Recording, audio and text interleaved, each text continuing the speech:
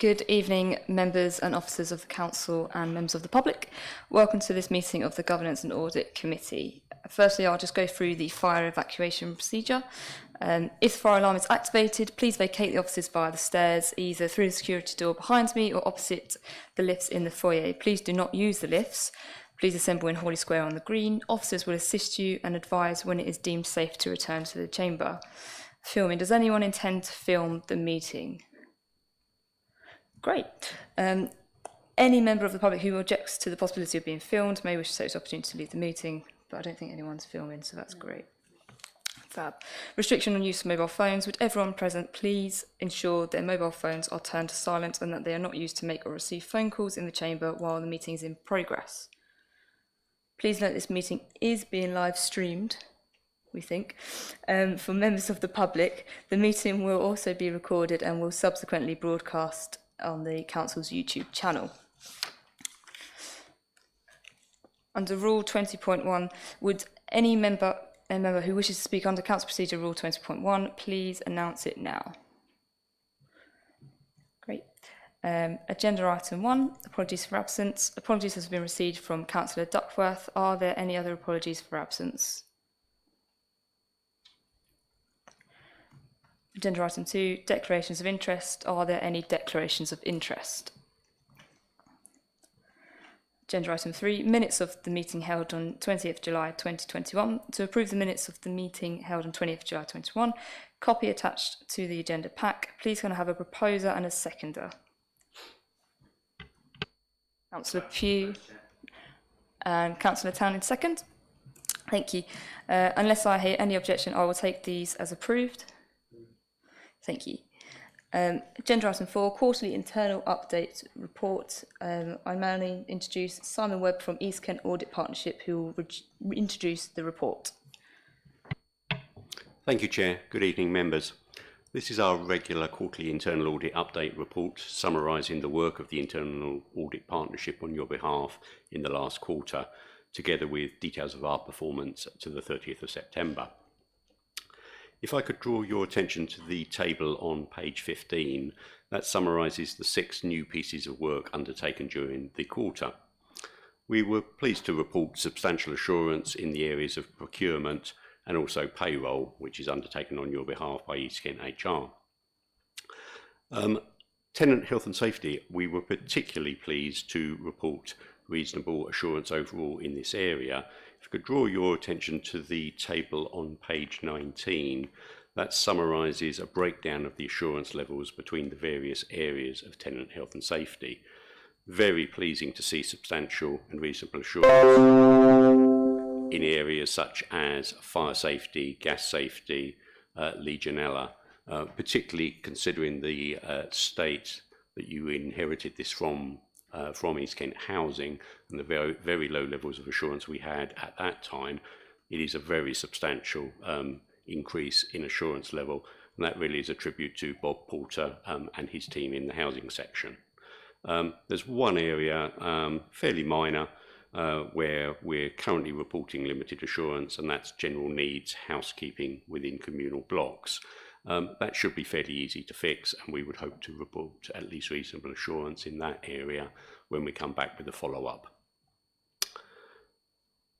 Going back to page 15, Ict Software Licensing, we reported largely reasonable but partially limited assurance in that area, and the reasons for that are detailed in the bullet points on page 20 and 21.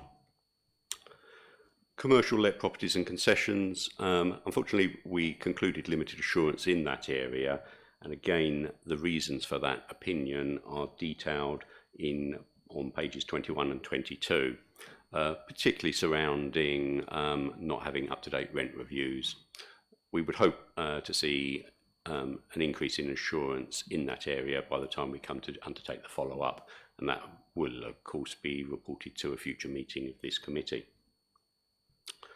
Follow-up is, of course, a very important part of internal audit work. Approximately 3 to 6 months after every internal audit, we go back to see if the recommendations contained in the agreed action plan have been implemented, and also to revise the assurance level if that is deemed appropriate.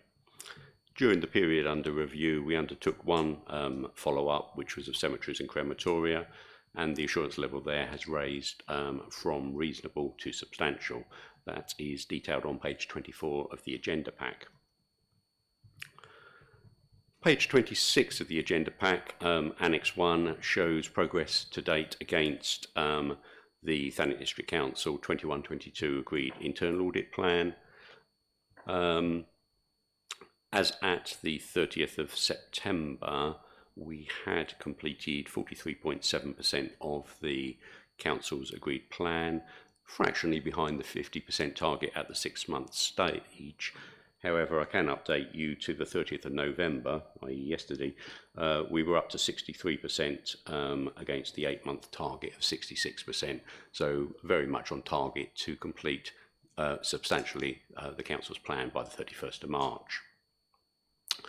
That and the other KPIs relating to the East Kent Audit Partnership are detailed within the balance scorecard, and that is on page 32 and 33 of the agenda pack. That concludes my presentation, Chair. Obviously happy to take any questions that members may have. Thank you. Thank you.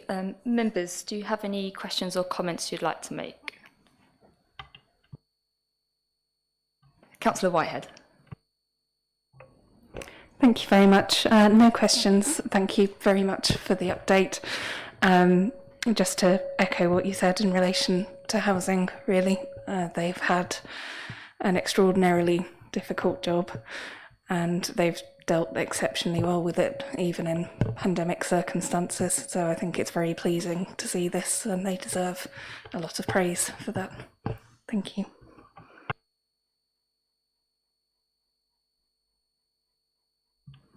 Any other questions or comments? Okay, brilliant. Mr. Webb, just one comment. Sorry, there we go. Based on the ICT licensing, I know obviously it says that its previous audit reviews have highlighted this requirement as high as requirement, and different solutions from bespoke software to simple spreadsheets have been agreed. Applications have not been implemented. Is there any reason why this problem is still there from the previous audit? Because I think I remember seeing this a couple of years ago as well. So is there any reason that they've given as to why the licensings haven't been updated? Thank you, Chair. Yes, it has been an issue for a while. I didn't know, Chris, if you wanted to come in on this item. I can do, yeah. Thank you, Simon. Yes, I am the interim head of shared services at the moment, which means I have responsibility for ICT under the East Kent Shared Service Partnership.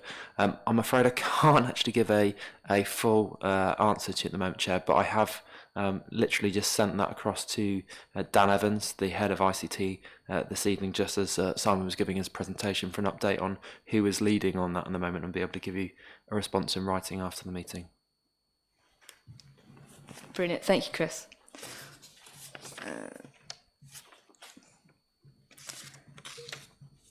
So the recommendation is that the report be received by members and that any changes to the agreed 2021-22 internal audit plan resulting from changes in perceived risk detailed at point 5.0 of Annex 1 of the attached report be approved. Please can I have a proposer and a seconder.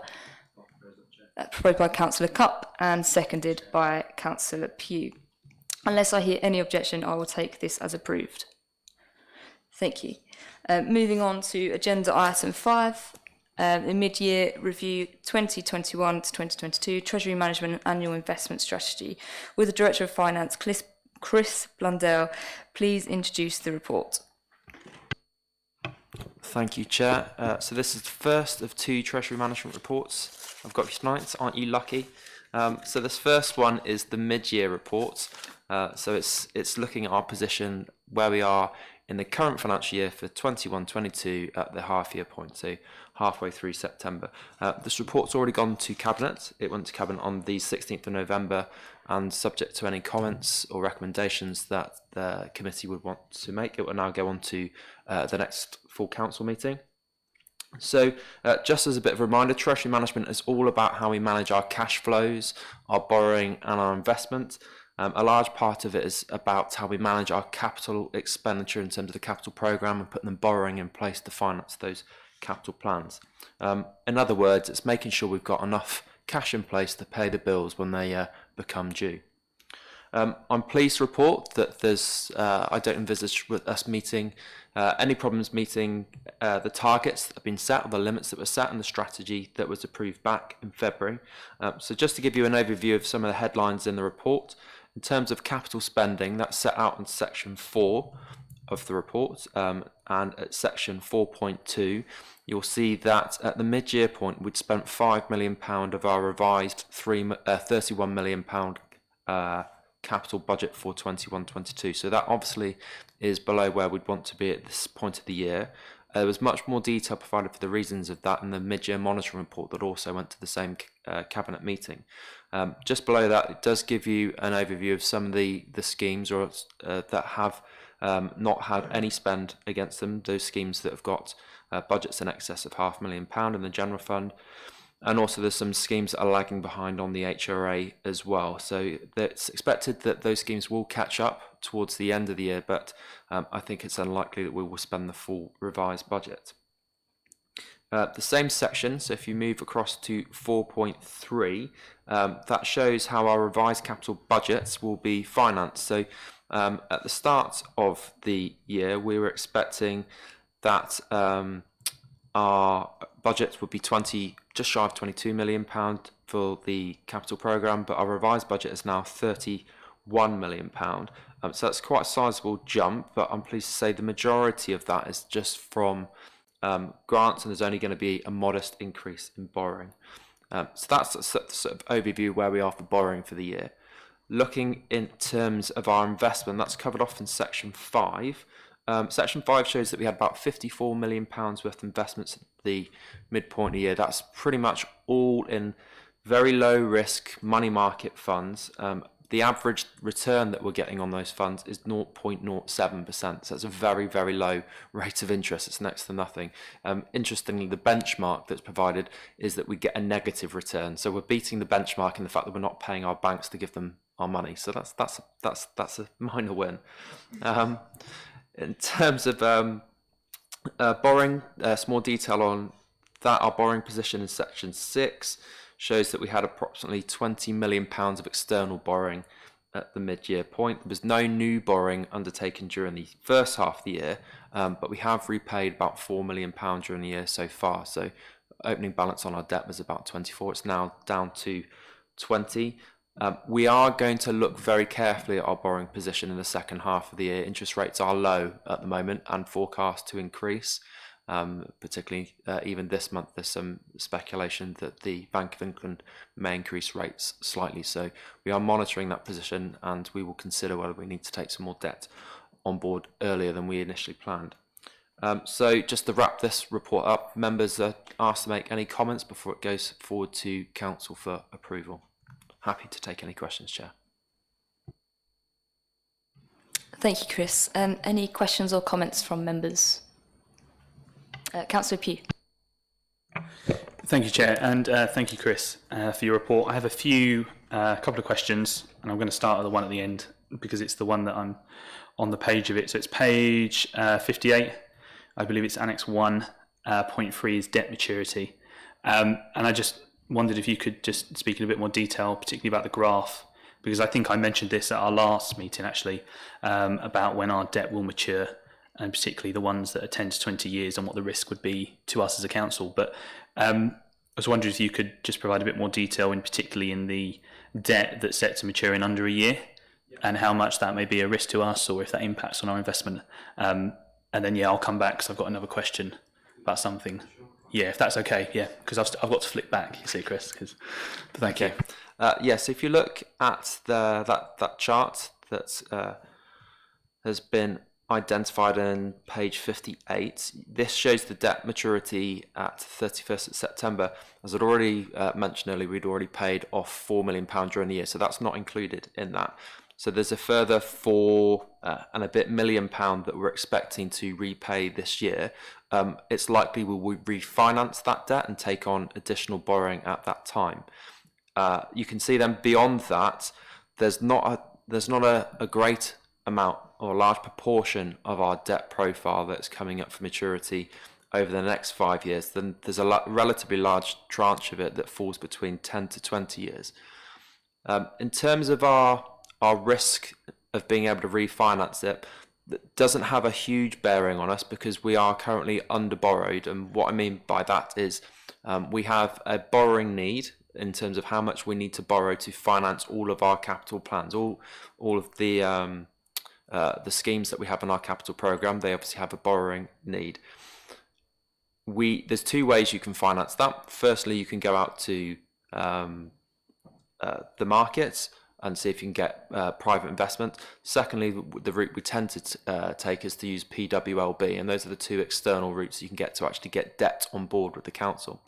The alternative to actually getting debt on board is to use your own cash, and I've said we've got quite a lot of cash washing around, about £50 million. So instead of taking borrowing on, we tend to use our own cash balances to fund those schemes. As I said, we're looking at that strategy at the moment, whether we want to actually lock some of that debt in instead going forward, and we probably will refinance because the risk of interest rates going up.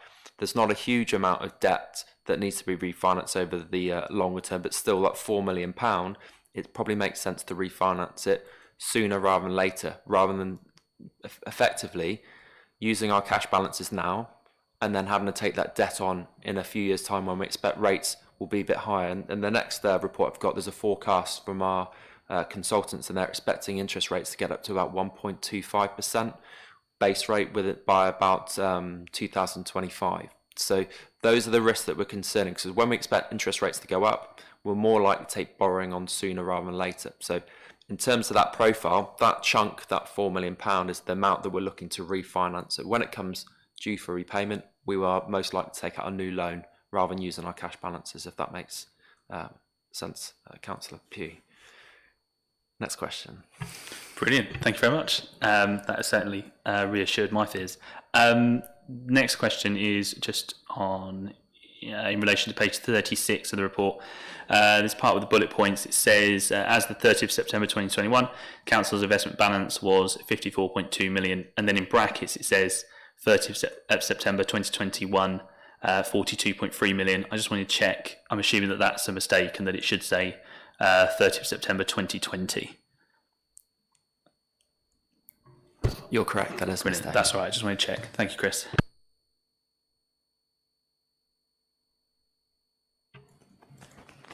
Councillor Towning. Thank you, Chris.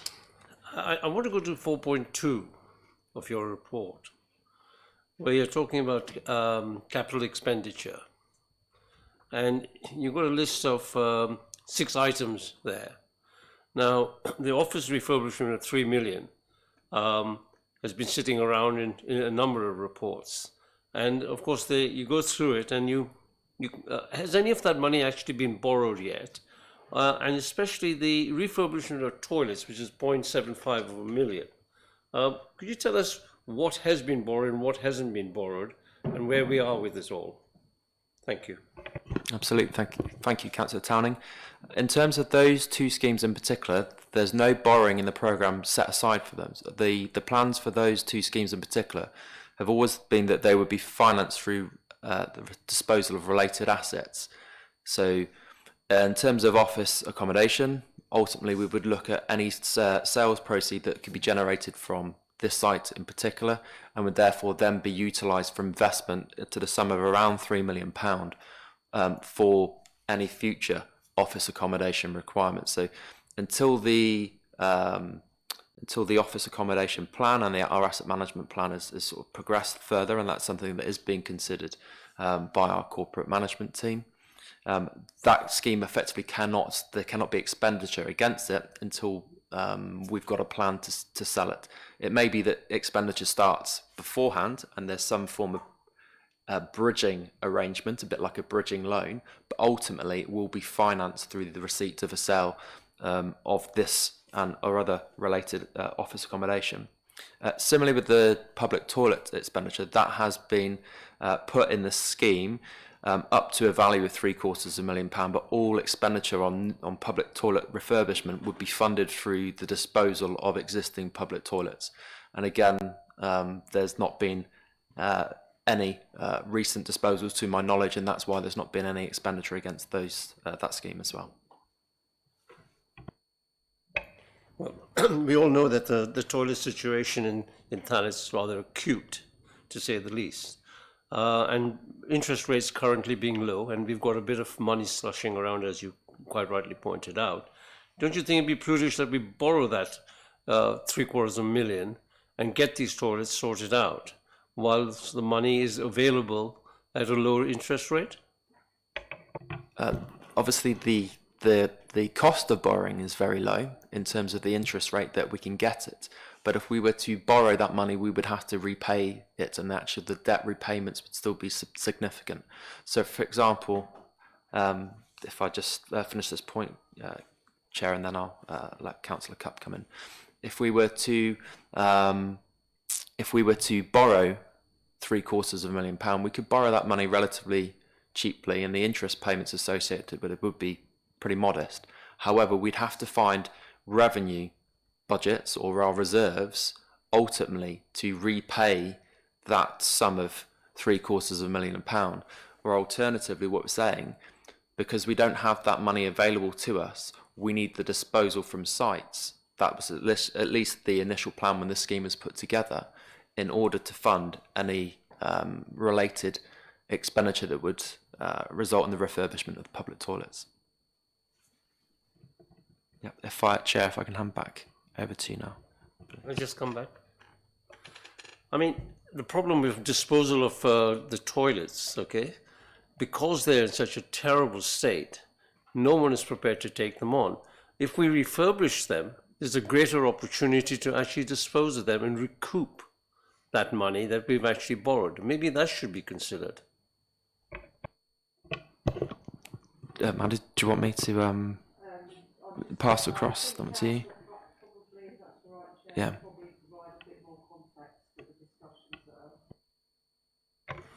Yeah, of course I can. So we are currently looking at a toilet strategy to see what we can do regarding toilets. It's a strategy that is looking at a whole concept of ideas, whether that is engaging with the communities, whether it's engaging with parish councils, community interests, companies, to see what investment or assets we can either give away to increase an income, so then we can refurbish some of the toilets, or whether or not it's a case that we can encourage the community to offer up toilets in businesses. But the draft of this strategy is currently being discussed, and once we've finalised it, of course, then it will be in a better situation where we can look into it more. But what I will say is that we are putting a plan together to ensure that there is an update of our toilets, and to make sure that they are in a better state for the whole of the district, because believe me, it's not something that I'm proud of, the state of our toilets, and it's something that needs to change, and we are working on it. Thank you, Chair.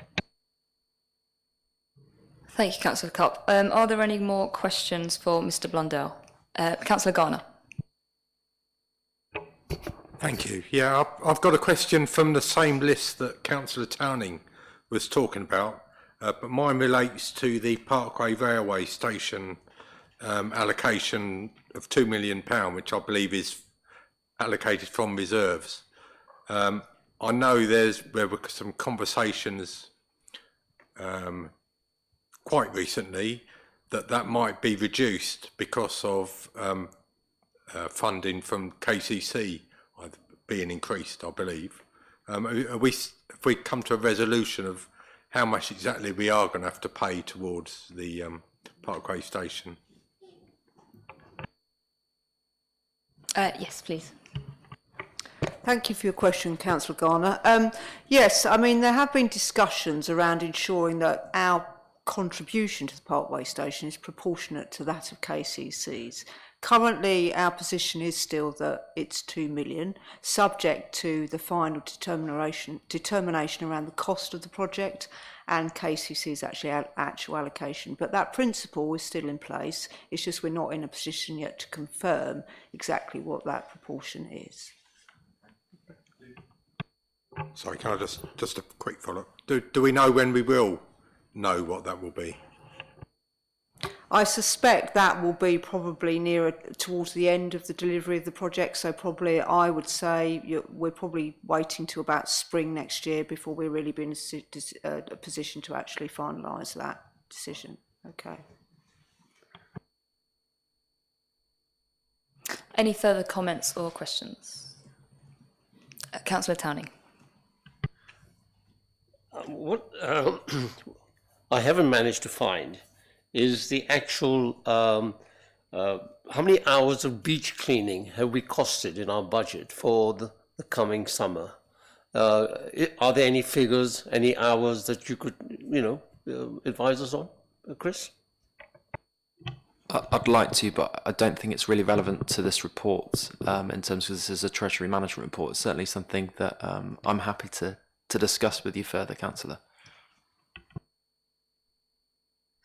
Thank you. If there's no further comments, I'd like to move to the recommendation that the Governance and Audit Committee, 1, notes and makes comments on, as appropriate, this report and annexes, and 2, recommends this report and annexes, including the prudential and Treasury indicators that are shown and proposed changes to the 2021-22 Treasury Management Strategy Statement to full Council for approval.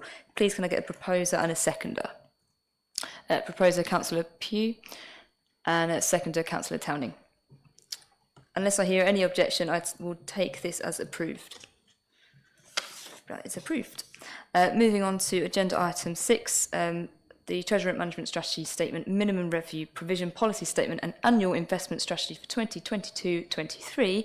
May I reintroduce Chris Blundell, who will present the report. Thank you, Chair. So this differs from the last one, same subject but different time period. So now we're looking forward at what our strategy will look like for the next financial year. If I start us off on page 66, this is looking at our capital expenditure plans for the next 3 years. So you'll see a table on page 66. And if you look, the last 3 columns, the bottom row that gives the total expenditure of 39, 14.5 and almost 17 million pounds. So spending around about 70 million pounds on capital expenditure is forecast over our medium term. If we follow on to the next page, on page 67, that gives you a breakdown of how that will be funded. The majority of it is, you can see, is actually coming from grants on the third row down there, particularly £16 million coming in 22-23, and then there's also a sizable chunk coming from HRA reserves that relates to a lot of the improvement plans we're doing at our tower blocks. And then the bottom line in bold, the net financing need, that's ultimately how much we need to borrow to finance the rest of our capital programmes. So that total is around about £11 million. So that's an increase in our borrowing need that we've got over the medium term.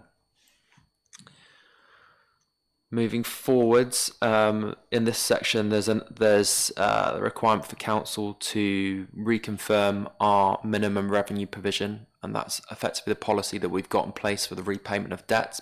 Please say there's no change. There's nothing to get overly excited about here. Ultimately, any debts taken on before 2008, we can't attribute to particular assets, so we just write that off over a 25-year period. Beyond that, from 2008, we're able to link it to the specific asset life, and that's how we write that debt off, so it links to the asset life, which makes sense. Section 3, again on page 69, this is looking at our borrowing. So the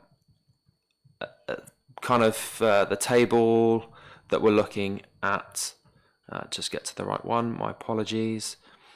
On page 70, it's given us some information there on our gross debt position there, and you can see that as we're kind of talking about earlier, the debt position is expected to increase, and that's in line with our expectations that it would be wise to take debt on at this point in time. So that's in line with our strategy and our thinking for the period. On the top of page 71, it gives you the profile of our expected debts and the limits that we'll have in place. And these limits are important because ultimately, if we go above those limits, it would require a full council decision in order to reverse that. So the total debt, our authorised limit that we could have on our books without a council decision is 126 million. So that's quite an increase from where we are at the moment. But again, it just gives you a flavour of sort of controls that we have in place to require member intervention if there was a need to take on a large proportion of debt. Looking through to skipping through the report, there's quite a lot of narrative there around some of the risks to interest rate forecasts. I mentioned earlier, it's on top of page 72, section 3.3. There's the forecast on the base rate. So at the moment, our Treasury advisors are expecting that the MPC, the Monetary Policy Committee, will increase the bank rate, that's the top line on that table, to 0.25% and all the way up to 1.25% by March 25. So that's a steady increase of around about 0.25% per year over that time period. And then the following narrative sets out some of the risks around those projections. There's obviously, we're operating still in very uncertain times. If we move forward to section 3.4, there's our borrowing strategy again, just talking about the principles that we've got in place, that where we think interest rates are likely to rise, we're more likely to take debt on sooner rather than later, and that's the situation we're really monitoring closely at the moment. Again, now if we skip forward to 3.7 on page 79, this sets out the sources of the sort of the institutions that we'd look at in terms of taking on debt.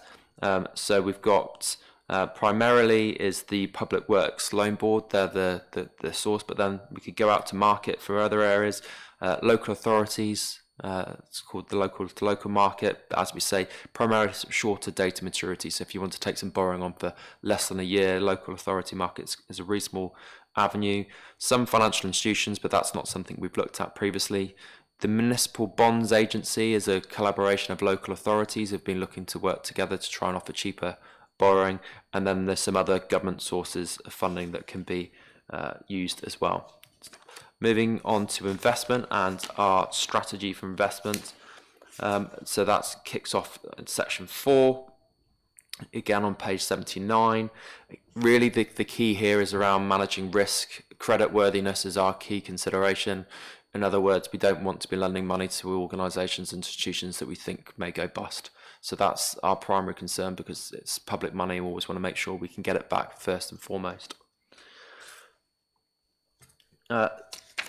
One other thing to note that's important within this part of our Treasury strategy is that most of our investments are dated less than 1 year, and we have a limit that investments of £5 million in total is the amount that we can place for longer than 1 year. So that just again gives you a flavour of some of the controls we have in order to manage the risks that we're facing. One other thing that's not really, I think, prominent enough in the report, my apologies for it, and we'll make sure it is in the council report. It's actually contained in Annex 5, which you can find on page 101. This is in relation to a consultation that's been ongoing, changes that government are going to make to the framework that we operate in. You can see under section 2, the main changes that we're no longer going to be allowed to make what are considered or terminology is non-treasury investments. Effectively, commercial investments local authorities are no longer going to be able to make that are primarily for yield.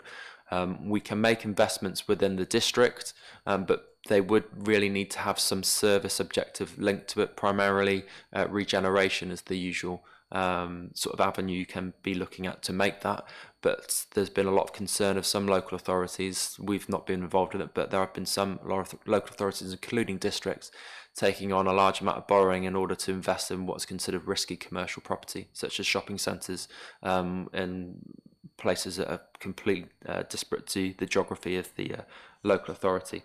So that's something I want to make sure that's more prominent in the main report that will go to council. But that sums up our strategy in terms of our Treasury management activity for next year. Happy to take any questions, Chair. Thank you, Chris. I'm just going to read out the recommendations so that you are aware prior to doing questions and comments. So the recommendations are that the Governance and Audit Committee makes comments on this report and annexes as appropriate, recommends this report and annexes, including each of the key elements listed below, to full council for approval. The points below are as follows. A, the capital plan's prudential indicators and limits for 2022 to 2023 to 2024 to 25, including the authorised limit prudential indicator. B, the minimum revenue provision MRP policy. C, the Treasury Management strategy for 2022 to 2024 to 25 and the Treasury indicators. D, the investment strategy for 2022 to 23 and contained in the Treasury Management strategy, including the detailed criteria. E, the capital strategy for 2022 to 23. And F, the non-Treasury investments report for 2022 to 23. Do members have any comments or questions?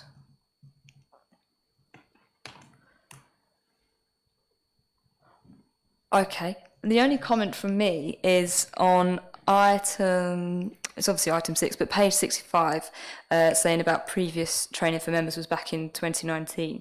I think there's only about 5 of us that were on the committee at the time. So it was just a suggestion as to whether we could have additional training for Governance and Audit Committee members perhaps in the next quarter, just so that we've all got a good refresh of what's going on, if that's possible. Not a problem. I'll speak to our advisors and see when their availability is. If it's too far into the future, we'll arrange for members to provide something instead. Officers to provide something to members instead. Yeah, you're welcome to come and train us in Treasury Management. You probably know about as much as I do. Perfect. Thank you, Chris. Any other comments? Brilliant. So you've heard the recommendation. Please can I have a proposer and seconder for members to agree the listed recommendations? Proposed by Councillor Cupp, seconded by Councillor Shrub. Unless I hear any objection, I will take this as approved. That's approved. Moving on to agenda item 7, corporate risk management. I will now call upon Mr. Blundell to introduce the review of corporate risks. Thank you, Chair. You'll be pleased this isn't a Treasury Management report. So this is our regular update for you. Standard format that you'll be familiar with in terms of the introduction. So I'll go through some of the changes to the risk register compared to the last one that's presented to the committee in July. There's been increased risk for berth 4-5. So that's come back onto the corporate risk register in terms of high scoring risks that have now been presented to committee. That's surrounded to the delays for the project and the need for environmental impact assessment that have obviously been well reported. Still forecast, it's important to note that the project still forecast to come in on budget, but obviously there is a risk that if there was any further delay that would put that objective at risk. There's been no change to the score in terms of cyber attack, but I can report that we are progressing with the insurance quotation. In fact, we're currently in discussions with that with our broker and expect we should know more by Christmas in terms of having that coverage in place. There's been an increased risk score for homelessness. We're seeing a surge in that area again, pressures both in terms of demand and supply pressures, so increased numbers of people and also a reducing number of properties that we can make available for temporary accommodation. So that's manifesting itself in terms of about a £500,000 overspend on the budget this year.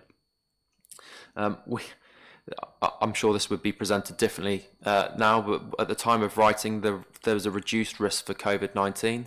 That's obviously before we knew about Omicron. And I'm sure if we were writing this report now, that score would still be at its highest score available at the 16. I expect that will be reflected in the next report as well. Then a new risk that's entered is the Environment Act that came into legislation in November. We're uncertain to exactly what that will mean for us, particularly in terms of any funding that may become available for the requirements of the Act. So we'll have to monitor that closely and see how that risk develops. In addition, it was requested at the last committee that there would be an annex presented for the lower scoring risks. So you can see that follows on page 113, setting out 3 corporate risks that are of a lower score but are still being considered and monitored by officers. Happy to take any questions, Chair. Thank you. Are there any questions or comments? Councillor Pugh. Thank you, Chair, and thank you, Chris, for that. I only have one minor question, and it's about, it's all the way at the end on page 13, Annex 1, which is the other minor, I say minor risks, but medium risks that are included as per our last committee meeting a few months ago. It's just, one was to do with the burial space, and particularly the idea not only of infill vacant spots, but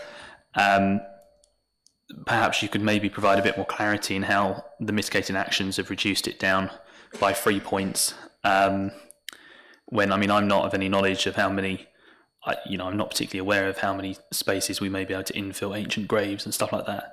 So maybe you'd be able to provide a bit more clarity on that. And also the third one, coastal safety information signage is inadequate. I'm just keen to understand how that has remained unchanged, even though a report has been done. But there are no funds available, or funds need to be found to implement the signs. Surely that would mean that the risk would increase, as even though a report has been published, we haven't been able to find or looked into allocating funds to resolve that. Thank you, Councillor. I don't have the detail to hand in terms of the first issue in burial space, but something I can take away unless any other officers are able to provide an update. That coastal safety, I believe, the Chief Exec may correct me if I'm wrong here, this is a scheme that we've been looking at in terms of funding that's become available through COMF and other sources, so we are progressing with that, and obviously this report is written at a particular period in time, and that will be reflected as going forward. Anything further you can add on that, Maddie? From my chance, thank you. Yes, in respect of the burial spaces, I agree. I'm not sure why we've reduced that. I know that actually it is something that we're considering alternatives around how we deal with that issue, but I think we do need to come back to you formally on why that scoring has changed. On the Sorry, apologies. It's just come to the top of my head as well. The Minster Parish Council are trying to negotiate with the landowner for the new land at the top of Tothill Street for a cemetery extension. So maybe this may be something that we as a council could help with, because it was originally included within the draft local plan, and then it was removed at examination stage for the land that had to be included as a cemetery extension. Maybe it's something that we can help them with, because certainly if we were able to extend the cemetery there at Minster, that would probably help us and alleviate this. So sorry, it just, as you were answering it, I suddenly remembered. Thank you, and I'll take that away, and we'll have a conversation about that and come back to you on that, because that's an entirely valid point. If we can mitigate that lack of space elsewhere, then we need to be considering that as part of our approach. The coastal safety information signage is in relation to obviously ensuring there is no we're mitigating any risk of harm to the public, and as a result of a particular incident that occurred during the late summer. I think, Chris, if the COMF money can be used to cover that, then I think that's entirely appropriate that we use it for that. But I think you can be reassured that actually this is important. It's a health and safety issue, so we need to find the funding for it. So I'm fairly confident we will obtain that, whether it's through COMF money or alternative sources.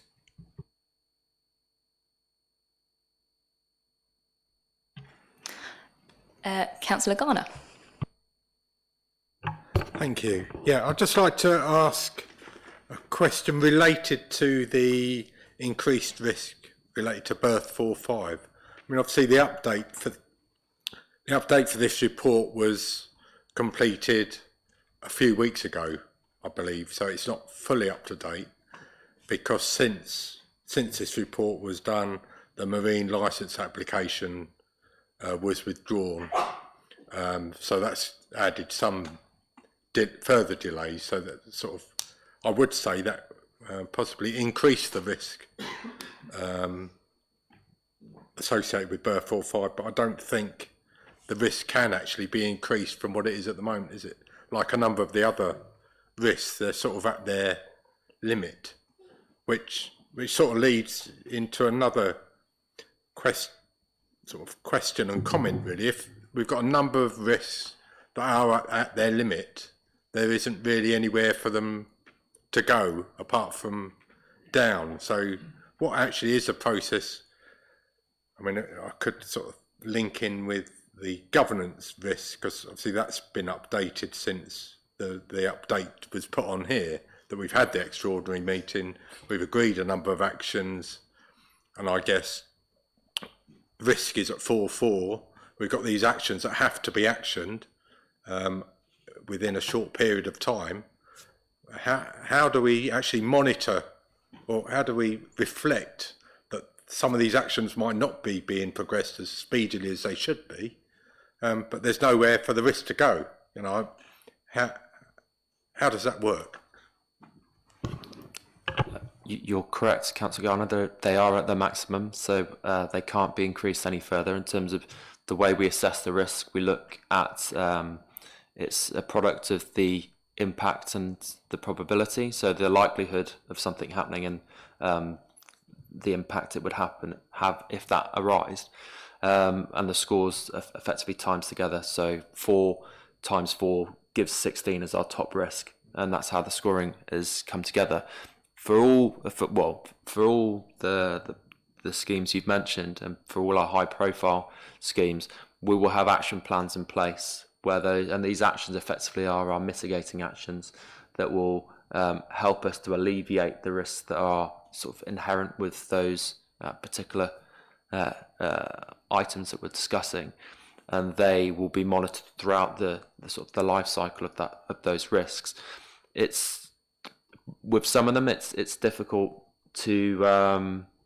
With some, there's more that we can do than others, because sometimes the risk is just a risk that's outside of our control. So if I give you the one around financial sustainability, there's not too much we can do apart from lobbying central government around the amount of resources that we get.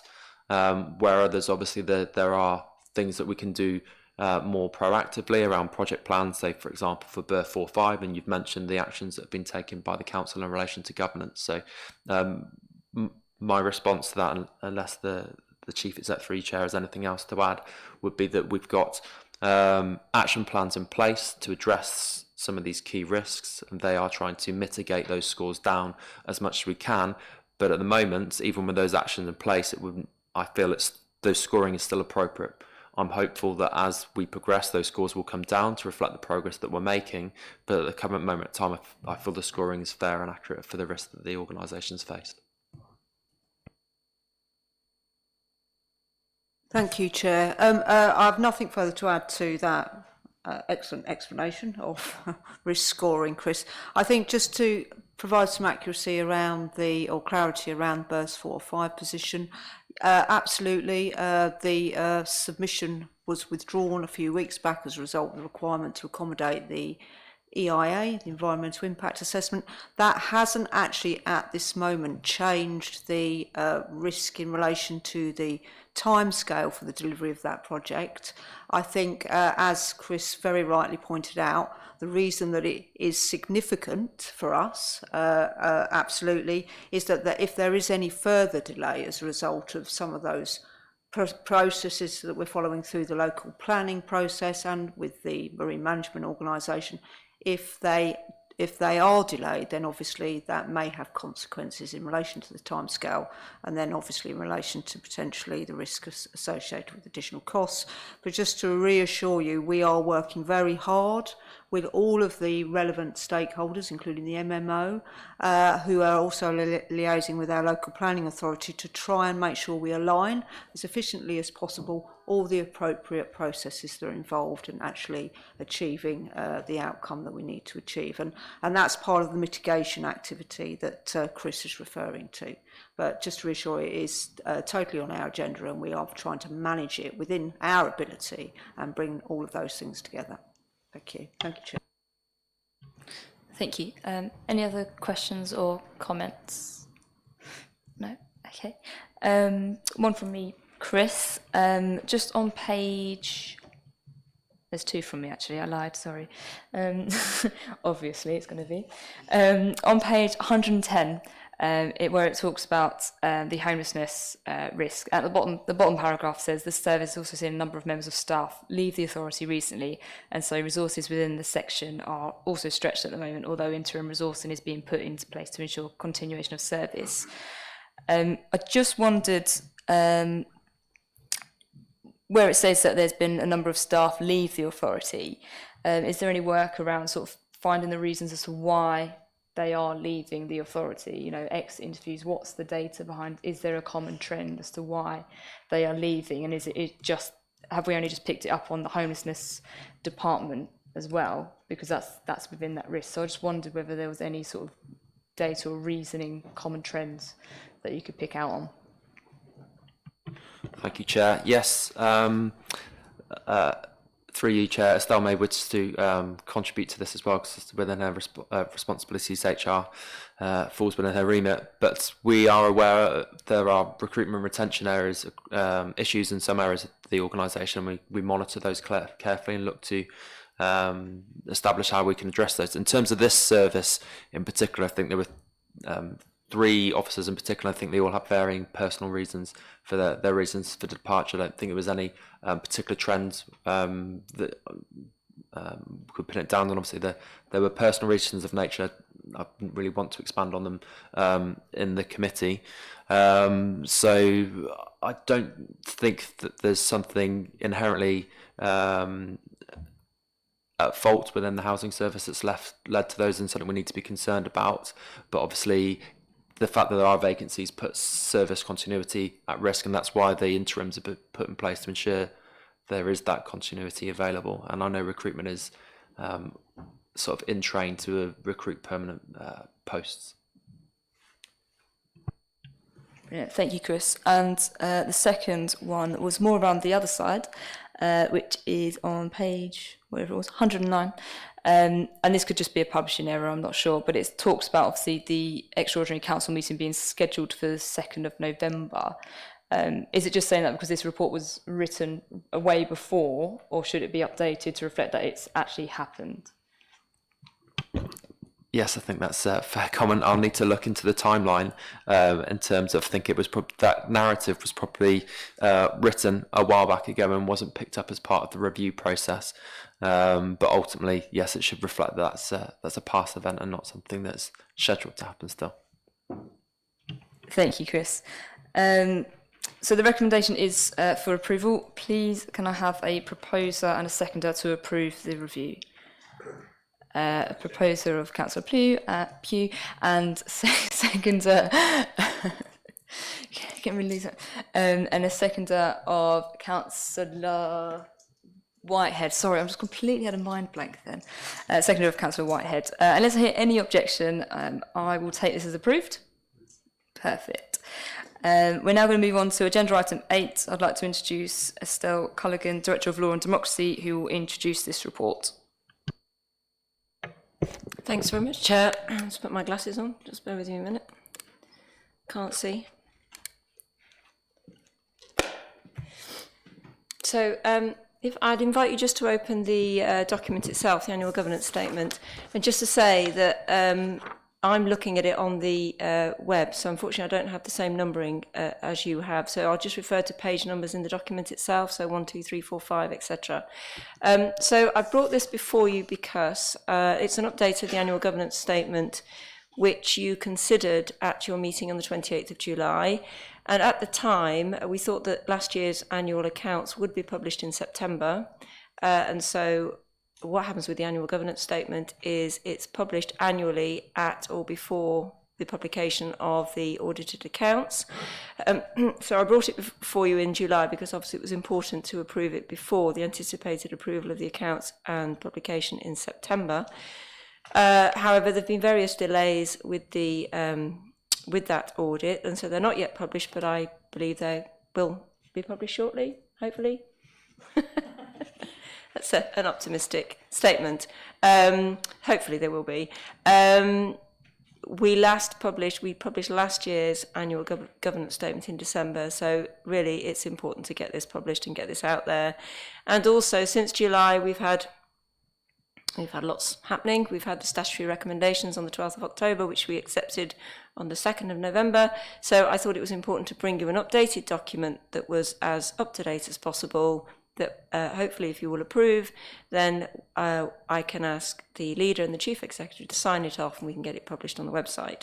So just to take you through it very quickly, just to let you know what changes I have made. So there's a section on external audit on page 6, and that's just page 6 on the pages, not in the agenda. And I've updated that to refer to the fact that they've made statutory recommendations, which we've accepted. And then on pages 7 and 8, it's a section on General Purposes Committee, and I've referred to the fact that that committee has adopted the grievance procedure for statutory officers. We've got that process all set up. Then there's an item on disbanding of East Kent HR on page 10, and I've just updated that to refer to the fact that the in-house HR service started on the 1st of September, and jolly well it's doing too, so that's a real positive.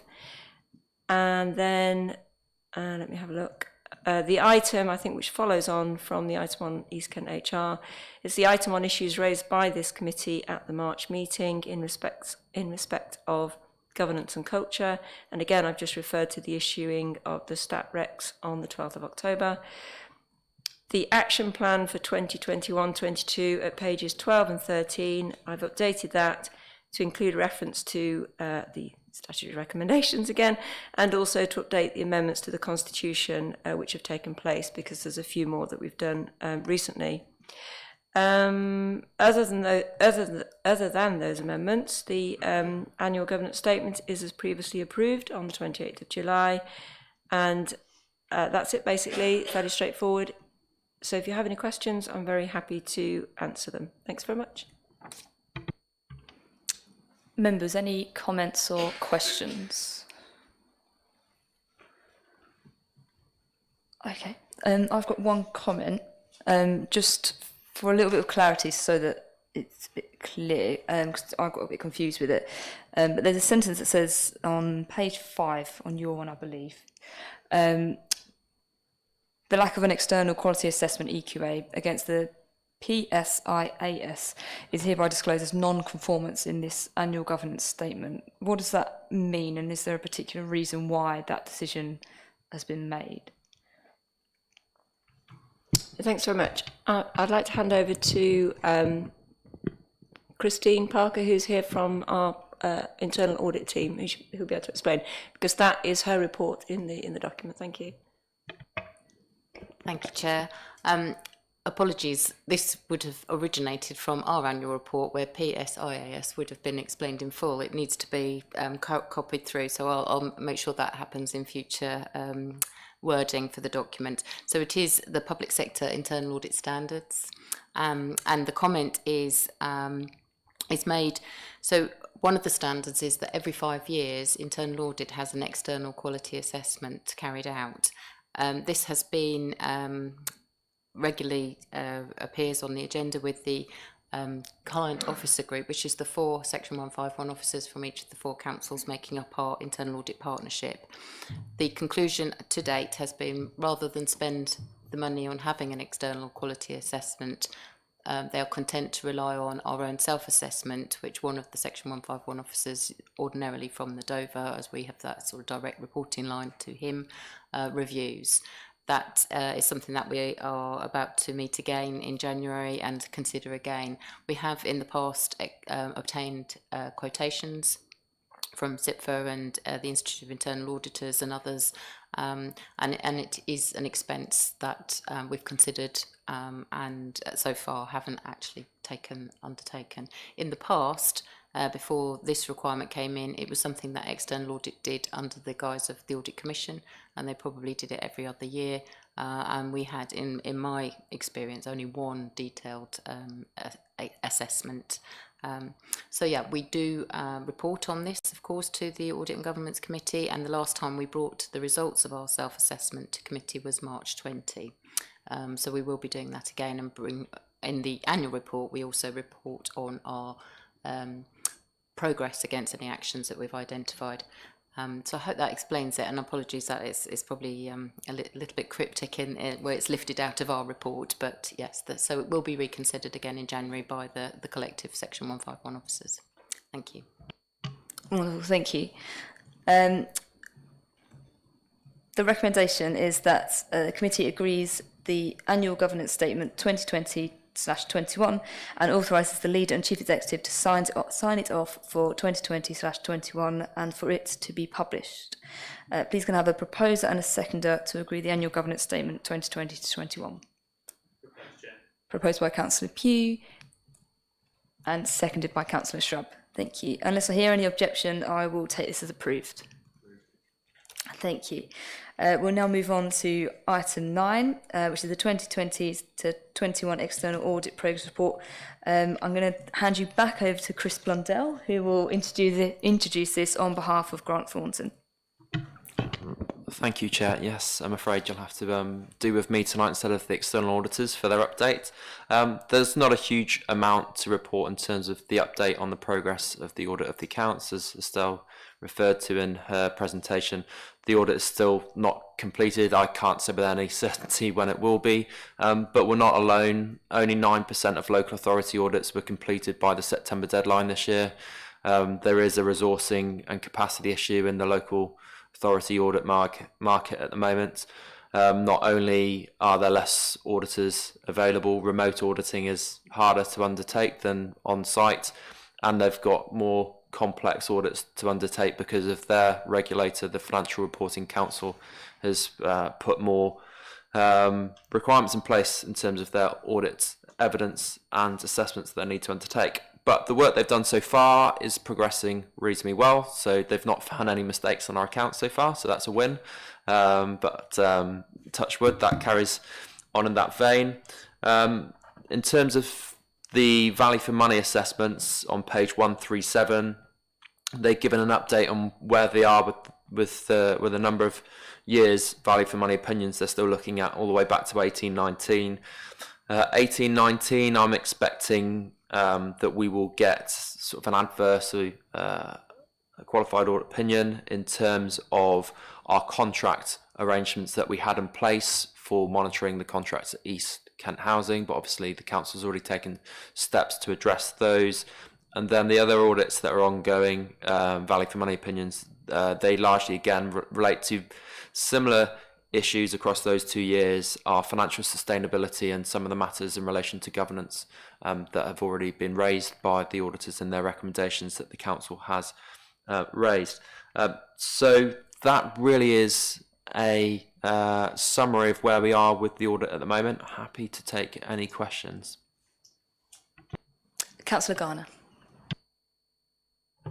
Thank you. Yeah, thank you. My question does relate to the last point you were making about the value for money reports. Is just for our clarity, is it fair to say that all of the objections that were raised in each of those value for money against each of those value for money reports are covered and dealt with within the Section 24 report, or are there other objections that are separate to the Section 24 report? So in other words, once we deal with the recommendations out of the Section 24 report satisfactorily and we move on, that I'm sure we can all see that in the distance getting nearer, but that will happen one day. Once that's done, will those be able to be signed off, those value for money reports? Good question. Simple terms, no. There's more to it. So some of the objections, one relates to berth 4-5 in terms of arrangements there. I'm not aware of the details of it at this moment in time. I know the auditor is considering it and will be progressing with that. And then some of the 18-19 audits, they really should have been concluded by now. We will get them as part of the 2021 audit's finding report when they conclude it. There are issues there in relation to contracts. So I mentioned East Kent Housing. There's one contract in relation to parking that they investigated but didn't consider. And then another issue in relation to parking fees as well that we had a report from them. So in summary, there are more matters outside of the Section 20 report, but the outcome of those would simply be that they will provide an unqualified opinion in terms of arrangements to provide qualified opinion to provide value for money, which is an adverse opinion. So effectively, they're not happy with our arrangements if that's the conclusion they come to. There's nothing outside the Section 24 matters that they've already reported that are of significant substance, to my knowledge, that will result in similar statutory recommendations being presented, because they are fairly rare, and the other things are, I would say, a more regular nature. Ask one other relating to the statutory recommendations. So we obviously all attended the extraordinary meeting, and we received the quite stark warning from the external auditor about the urgency of resolving these matters. Would it be fair for us on this committee, which isn't going to meet for another 3 months, I don't believe, because we meet quarterly, to say that by the next time we meet in 3 months, all of these 4 recommendations should have been dealt with and completed, so as we've moved on, and that if any of these are still outstanding by the next time we meet in 3 months, then we're in a bit of trouble. If initially I could add, but I will then hand over.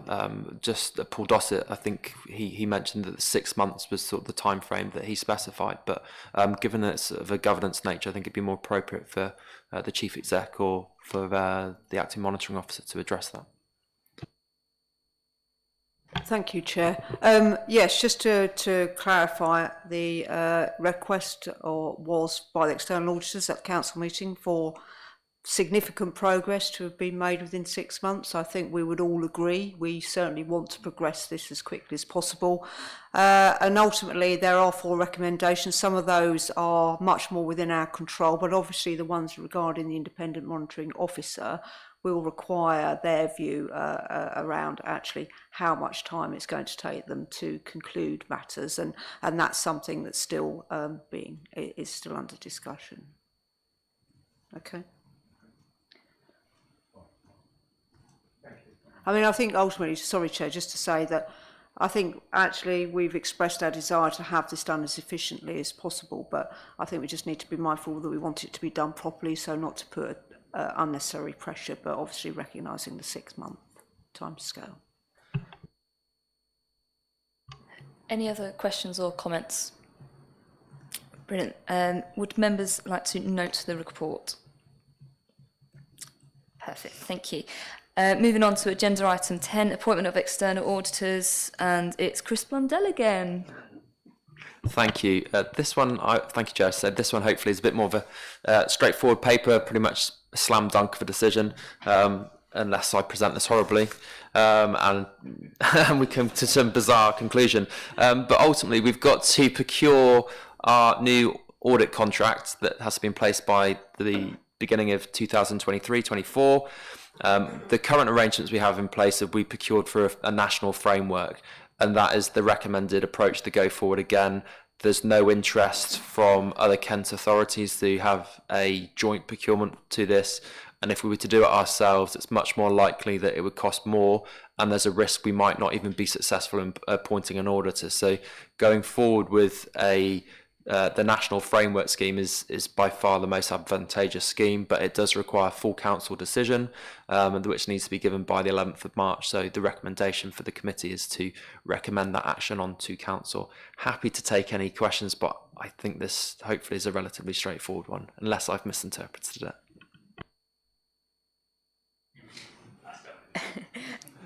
Are there any comments or questions members would like to make? Councillor Pugh. Sorry, Chris. Thank you, Chair, and thank you, Chris. I wasn't going to ask any questions, but seeing as you said it was really straightforward, I thought I might as well. No, just a couple, and I'm sure you can clarify them for me. The first one is, it says, I think it's point 43. It says auditors have also been asking for additional fees to pay for extra work. So my first question is, have Grant Thornton asked us over the last 4 or 5 year period for extra fees to cover extra work. And also as well, it mentions in, I think it's in the current arrangements, and it says about the PSAA appoints somebody for us as our external auditor. Do we have a say in who that is of the 9 that are listed in 4.2, or is it completely out of our control who we end up getting? And leading on from that, if issues arise with that external auditor, as you say in 4.1, some of them have been operating the last couple of years, it's been extremely disappointing. Is there an opportunity for us to change if something does go wrong, or is it that we're completely locked in for those 3 or 4 years? Excellent questions. Thank you, Councillor. 4.3, yes, that they have asked for additional fees. So there were a couple. Last year, they asked for additional fees for the work they did in relation to Dreamland, because obviously we had a disagreement around the accounting issues. And then there were some additional requirements that have been put on them by the Financial Reporting Council to look into the way we account for our pensions that haven't changed, but their auditing requirements have changed, so the fees have gone up. So for context, our fees are currently around about 80,000, but when the contract started, they were close to the 55, 60. So we have seen an increase in fees over the period, and the PSSA have to agree to those changes in fees. In terms of the next question, no, we don't really have a choice. The PSSA will appoint them. They look to try and have some commonality of appointment across a similar geography. So GT, Grant Thornton have the largest market share at the moment. They've got 40% of the market, and they audit the majority of authorities in Kent. I think all by a couple. They've got EY, Ernst & Young. In terms of issues, yeah, PSAA, they effectively are the contract manager for us, so we have a mechanism to feed back, but I think it's fair to say that's not been satisfactory. But I think the conclusion we've come to as a sector is it's kind of the better the devil you know at the moment, and PSSA have promised improvements going forward. We're hopeful that that will translate into better auditor performance, but fundamentally the audit market's not in a good shape at the moment, and for us to take alternative action, I think, would leave us in probably a much worse situation. Any other questions or comments? Perfect. The recommendation is that the Governance and Audit Committee recommend to Council that the invitation to opt in to the National Scheme for Auditor Appointment is accepted. Please can I have a proposer and a seconder for the recommendation. Proposed by Councillor Cupp and seconded by Councillor Whitehead. Unless I hear any objection, I will take this as approved. Thank you. That concludes the business for tonight's meeting. I declare this meeting closed at 2014, 100 hours. Thank you to everyone who participated and those watching from home. The live stream of this meeting will now end. Good night.